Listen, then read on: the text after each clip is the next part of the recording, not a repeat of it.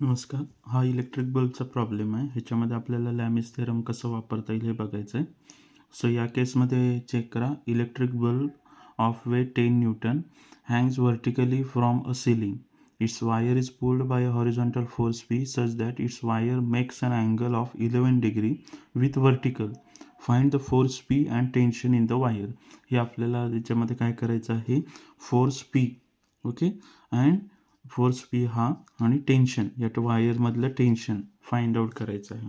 So प्रॉब्लेममध्ये काय दिलेलं आहे, हा तुमचा इलेक्ट्रिक बल्ब आहे, त्याचं वेट दिलेलं आहे तुम्हाला 10 न्यूटन, आणि हा आपल्याला काय केलेलं, आपण सिलिंगला हे हँग केलेलं आहे, अडकवलेलं आहे, व्हर्टिकली आहे हा. सो यामध्ये काय केलं आहे, याची जी वायर आहे, ही जी वायर आहे ही काय केलेली आहे, आपण पुल केले हॉरिझॉन्टल फोर्स लावून. कोणता हॉरिझॉन्टल फोर्स, हा पी जो आहे तो हॉरिझॉन्टल फोर्स आहे. केल्यानंतर, पुल केल्यानंतर हा ज्यावेळेस आपण ओपन करतो तर त्याचा अँगल किती होतोय, 11 डिग्री होतो. या व्हर्टिकल लाईन बरोबर अँगल जो आहे तो 11 डिग्री झालेला आहे इथे. ओके, सो या ठिकाणी बघा, इथे तुमचा अँगल जो आहे तो 11 डिग्री झालेला आहे. सो त्यानुसार आपल्याला काय करायचं आहे, आता डब्ल्यू आणि P, P and T, T and W ह्यातले तुम्हाला अँगल फाइंड आउट करायचे आहेत. आलं लक्षात? सो या केसमध्ये चेक करा, इथे जो 11 डिग्री अँगल आहे, जर का आपण हे लाईन पॅरलल ड्रॉ केलं तर इथे सुद्धा काय होणार आहे, 11 डिग्री अँगल होईल. करेक्ट? सो टोटल जो अँगल होईल हा 90 प्लस 11 किती होणार आहे, टोटल 90 प्लस 11, ओके, 101 डिग्री झालं. राईट. नेक्स्ट त्याच्यानंतर हा टोटल 90 आहे, तर 90मधून 11 गेले, किती उरले, 90मधून 11 गेले, किती उरले, 79. आणि इथला जो अँगल आहे तो किती असणार आहे, 90 असणार आहे, प्लस 79 प्लस 90, म्हणजे तुमचा हा जो अँगल आहे हा कम्प्लीट अँगल किती होईल, 169. म्हणजे यावरून तुम्हाला 3 अँगल मिळाले. तर डब्ल्यू आणि पी मधला अँगल काय आहे, 90 डिग्री आहे. ओके, सो आपण पहिल्यांदा काय करूया, अँगल फाइंड आउट करूया. अँगल बिटवीन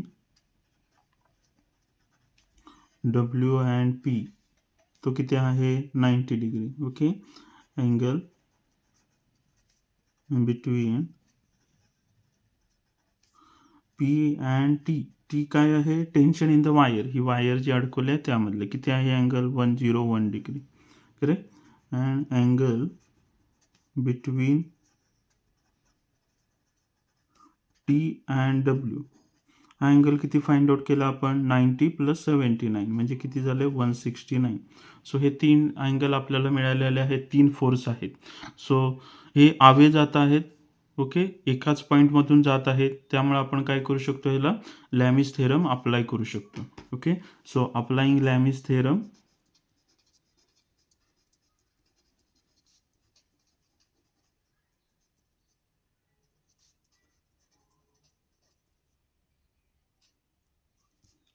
काय येणार आहे, पी डिवायडेड बाय पीच्या नंतर उरलेले फोर्स कोणते, टी आणि डब्ल्यू, त्यातला अँगल आपल्याला काय करायचा आहे, साइन ऑफ, यामधला अँगल किती आहे, 169, is equal to W divided by sine of उरलेल्या 2 फोर्सेसमधला अँगल किती आहे, 101. So 101 is equal to, next त्याच्यानंतर टी डिवायडेड बाय टी, उरलेला अँगल कोणते, फोर्सेस कोणते, डब्ल्यू आणि पी, त्यातला अँगल किती आहे, साइन 90. ओके, सो आपल्याला हे सॉल्व करून आपल्याला काय करायचं आहे, त्यातले अँगल फाइंड आउट करायचे. सो आपण व्हॅल्यूज पुटअप करू, P divided by sine of 90, P divided by sine of 169 किती येतात, 0.1908. ओके, 4 डेसिमल प्लेसेसपर्यंत घ्यायचं. डब्ल्यूची व्हॅल्यू आपल्याला माहिती आहे, डब्ल्यू काय आहे, 10 divided by sine of 101, sine of 101 किती आहे, 0.9816 is equal to T divided by sine of 90 किती आहे, 1. सो यानुसार आपल्याला काय करायचं आहे, पी फाइंड आउट करायचं असेल तर हे क्रॉस मल्टिप्लिकेशन करावं लागेल, टी फाइंड आउट करायचे असेल तर हे क्रॉस मल्टिप्लिकेशन करावं लागेल आपल्याला. पी आणि टीची व्हॅल्यू कॅल्क्युलेट करू शकतो. सो आपण फॉर पी काय करू शकतो, क्रॉस मल्टिप्लिकेशन काय करणार आहे, P multiply by 0.9816 is equal to 10 multiply by 0.1908. Okay, so हे आपल्याला सॉल्व करायचं. P is equal to what, 10 into 0.1908 divided by 0.9816. So हे सॉल्व केलं आपण. 10 multiply by 0.1908 is equal to divided by 0.9816. Okay, so ह्याचा आन्सर आलं P is equal to 1.9438. 4 decimal प्लेसेसपर्यंत घ्यायचं न्यूटन. करेक्ट. सो हा झाला तुमचा P. एवढा फोर्स तुम्ही अप्लाय केला ते 11 डिग्री अँगलमध्ये ते वायर येण्यासाठी.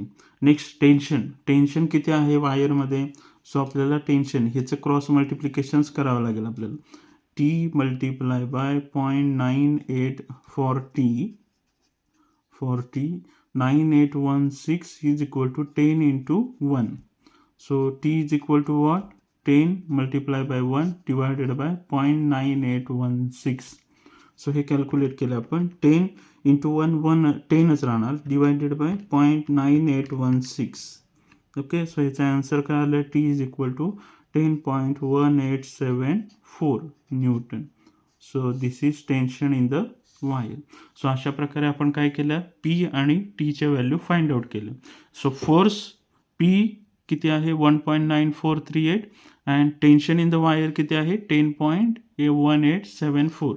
सो तुम्हाला आन्सर काय लिहायचं आहे, the force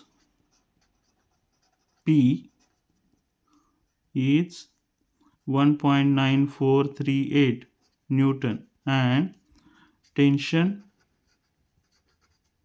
in the wire is 10.1874 Newton. Okay, this is your answer.